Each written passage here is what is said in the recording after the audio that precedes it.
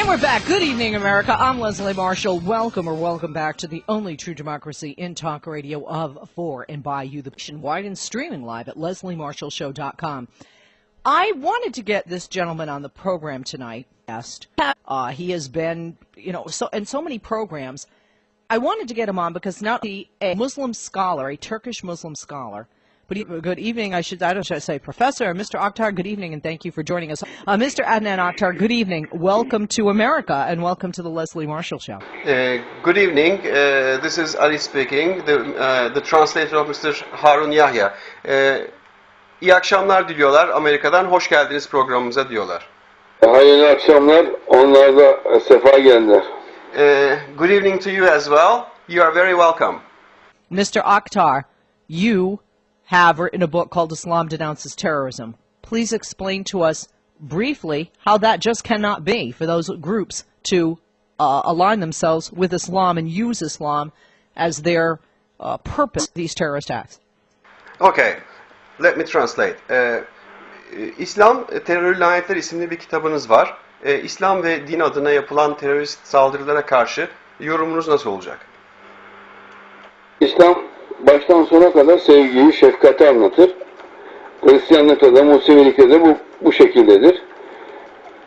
Terör, Leninizmin, Marksizmin bir ürünüdür. Dolayısıyla Darwinizmin bir ürünüdür. Terörü yapanların kökenine baktığımızda sol eğitimden geçtikleri, Darwinist, materyalist eğitimden geçtikleri görülüyor. Dolayısıyla bu kişilerin Darwinist, materyalist felsefenin etkisi altında bunları yaptığını, İslam'a dayalı olarak bunları yapmadıklarını görüyoruz. İslam'ı bu kişiler kullanıyorlar sadece. Yani adını kullanıyorlar. Take a break back. When we come back, you can explain what Mr. Oktar said. Only later as we'll take a break. We'll be right back with our guest, Turkish Muslim scholar Mr. Adnan Oktar. We will be meeting him and joining you in just a moment. And we're back. I'm Leslie Marshall. Welcome back to the only true democracy in talk radio of, for, by you, the people. Live nationwide, streaming live at lesliemarshallshow.com. Our guest in this hour has not only been on very conservative talk shows, Gordon Liddy's, on talk radio shows throughout the world, South Africa, Spain, and throughout our country. And what I'm amazed and impressed at is he's also on very conservative talk shows. And I say that because, they're there, and I won't mention names, although I have in the past, of conservative talk hosts that are really blaming Muslims and correlating all Muslims throughout the world with terrorists. Our guest is Mr. Adnan Oktar. He is a Turkish Muslim scholar. He's author of the bestseller Islam Denounces Terrorism. He joined live from Istanbul, Turkey, and his translator joins us as well. He has a peaceful approach to other faiths, not just his own. He is considered to be one of the most important Islamic figures in both the Muslim and the non-Muslim world. He's been referred to many times by radio hosts, whether they're Muslim or not, and people that live in Western countries as a role model for all Muslims. He is a prominent author, as I mentioned, author of the bestseller Islam Denounces Terrorism. And as a matter of fact, this book just flew off the shelves in our country, and both Muslims and non-Muslims alike bought this book. It is an excellent book. I strongly encourage you to pick up Mr. Adnan Oktar, Turkish Muslim scholar and author. Thank you for holding. Welcome back. Your translator before the break was going to tell us your response to my question, how groups can use Islam when that simply is not true and makes it harder for people to believe, as the title of your book, Islam Denounces Terrorism, and a lot of people throughout the world, especially in America, negative things are just not true. So, Mr. Oktar, your translator's response from prior to the break. Well, yes, Mr. Adnan Oktar's response was like the following. And the religion Islam, from the beginning to the end, comprises of love and mercy. And Christianity and Judaism is just like that as well. But on the other hand, terrorism is the product of Leninism, Marxism, and Darwinism. So when we look at the roots of those terrorist activities, we see that those terrorists are educated are under the influence of a materialistic education. So they are under the influence of that kind of education, Darwinist education. So they're not basing their ideology on Islam. They're not basing on Islam. They are using Islam. Interesting, a lot of people don't understand. There's a lot of news today about nuclear weapons.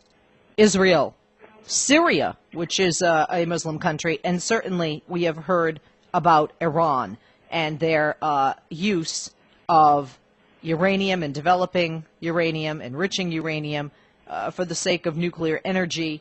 And obviously many people, Israel especially, concerned that Iran is going to use that for making a nuclear bomb. I know that there have been replies from Mr. Oktar regarding nuclear weapon production in Iran or any other Muslim country. Mr. Oktar, according to the Quran, is it not considered haram, which is considered unlawful, for actually Muslims to use an atomic bomb? Is that correct? Yes, let me translate. Nükleer silahlar Suriye gibi, İran gibi Müslüman ülkelerde, özellikle İran'da uranyumun zenginleştirildiğini duyuyoruz. Ve tabii ki bunun kullanılacağından dolayı korkuluyor. Bunun üretimi hakkında Kur'an'a göre görüşünüz nedir? Kur'an-ı Kerim'de böyle bir nükleer silahın kullanılması haram mıdır? Ben bunu daha önce açıklamıştım. Sonra İranlı yetkililer de aynı şekilde bu paralelde açıklamalar yapmışlardı. Ben hatta rica etmiştim bunu bu şekilde basın açıklayın, duyulsun diye. Çünkü Şii inancında da, Sünni inancında da atom bombası haramdır. Çünkü suçlu suçsuz herkesin katledilmesine sebep olan genel amaçlı bir silah olduğu için İslam'da bu tarz silahlar haram kılınmıştır. Ayrıca İran bu silahı İsrail'e karşı kullanamaz. Çünkü İsrail'de çok fazla Müslüman var, Hristiyan var, dindar Hristiyanlar var, dindar Museviler var. Bunlar hepsi Allah'ın kulu. Dindar insanların katledilmesi haramdır. Yani toptan katledilmeleri haramdır. Çocuklar var, kadınlar var. Bunların da aynı şekilde toptan katledilmeleri haramdır. Bu İslam'daki savaş hukukuna göre kesinlikle yasak olan bir husustur. Bunu yapmaları mümkün değil İran'ın. İkinci olarak bütün kutsal mabetler, kutsal mezarlar, kutsal yerler İsrail'de biliyorsunuz Kudüs'tedir. Birçok kutsal mehal var burada. Bu şekilde bir şey yapılması bu yönden de mümkün değildir. Ama daha önemli bir delil vereceğim. Ahir zamanda Mehdi Kudüs'te bulunacaktır. İsrail'de bir savaş çıkmayacaktır. Bundan sonra savaşların olması mümkün değildir. Çünkü Mehdi çağındayız. Hz. İsa'nın inişi çağındayız. Hz. Mesih'in inmesi an meselesidir. Onların zamanında Mehdi ve Hz. Mesih zamanında da savaş olmayacaktır. Bu yönden de bu konuda garanti verebilirim. Gönülleri insanlar rahat olsun. Bölgede büyük bir savaş hiçbir zaman için olmayacaktır. Inshallah. Mr. Oktar says that regarding your question, he has in the past already explained that he has told to Iranian representatives so that they have to declare that it is haram to use that kind of nuclear weapons because in the Shia and Sunni beliefs, it is haram to use to make mass massacres, mass murderers. So it is impossible that we can kill, a Muslim can murder whoever it is possible with that kind of a big weapon. So Iran cannot use that kind of nuclear weapon against Israel. This is not possible because in Israel there are many Muslims, there are many Christians, and there are many religious Jews. So they are created by Allah, by God. So it is haram, it is unlawful to murder religious people. There are children, there are women.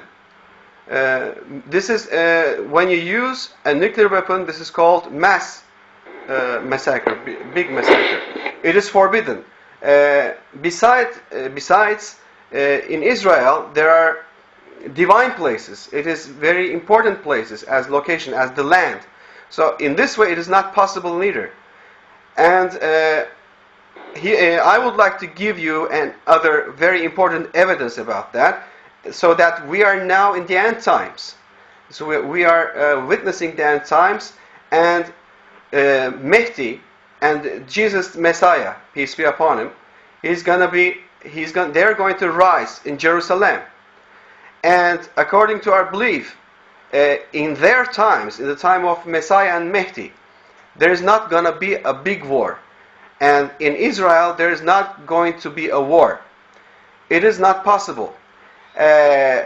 So their coming back of Mehdi, peace be upon him, and Jesus Christ, peace be upon him, is a question of a moment. They can come in any moment. So in this time, there is not going to be any war. I can guarantee you that. So, inshallah, there is not going to be a war like this. Mr.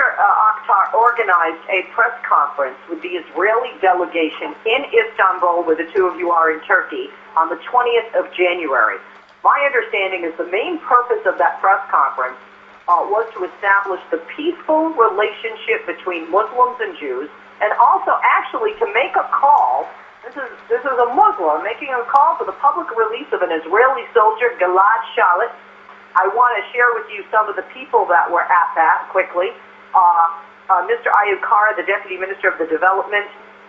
Deputy Minister Kara is the closest non-Jewish person to the Prime Minister, Benjamin Netanyahu, has a vision to develop a strong and warm relationship between Jews, Muslims, Christians, and other religions.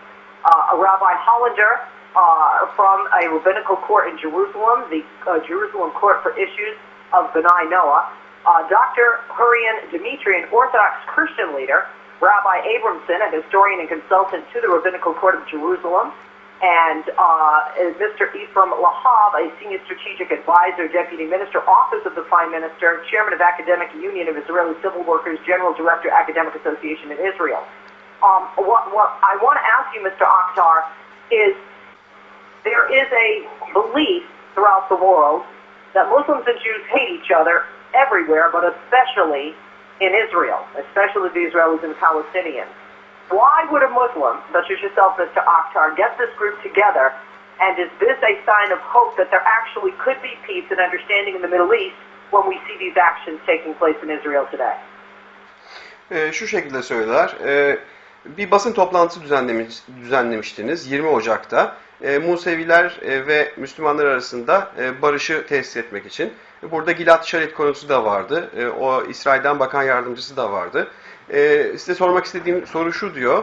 Orta Doğu'da diyor, özellikle Filistin'de Müslümanlar ve Museviler birbirlerinden nefret ediyor. Bu nasıl oluyor? Neden böyle bir durum var diye soruyorlar.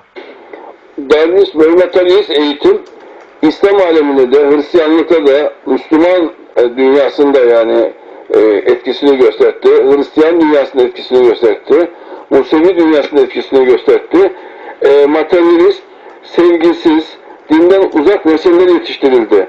Ama artık Mehdiyet çağındayız. Darwinizm yerle bir olmuştur. Artık insanlar sevgi, şefkat ve merhametle, derinlikle, aşkla, muhabbetle olaylara yaklaşıyorlar. Allah sevgisi insanların kalplerine yerleşti. Bundan sonra Musevilerle Müslümanların kardeşlik dönemi başlayacaktır inşallah. Mehdi döneminde Mehdi Musevilere Tevrat'ın aslıyla güzel yönleri ifade edeceği, onlara etkili olacağı hadislerde belirtilmiştir. Dolayısıyla bu güzel çağın içine girmiş bulunuyoruz. Bu çağda artık böyle olaylar gittikçe gerileyecektir. Mehdiyet'in oluşturacağı kardeşlik ortamında Hristiyanlar, Museviler, Müslümanlar kardeşçe, dostça bir arada yaşayacaklardır. İnşallah. So, all of these things are the results of the education, the materialist education, where we find people that they have no love in their hearts anymore, and they are living far from the religion. So these are the new things that happens today. But now we are in the times of the Mehdi, the Messiah, and the time of Jesus Christ, peace be upon him. So now it is the time to approach to that kind of things with love and mercy and with depth. So inshallah, the love of God, love of Allah, is now in the hearts of people. And it is a time for Jews and Muslims to be brothers. This is the time of brotherhood. And in the time of Mehdi, Mehdi, peace be upon him, is going to call Jews with their books, the Torah, with the beautiful aspects of the Torah. So in this time, these kind of bad incidents that you have been telling us is not going to be effective anymore. So this is we are in the time of brotherhood, and this is going to happen, inshallah. Well, we thank you for taking the time to be with us this evening from Istanbul.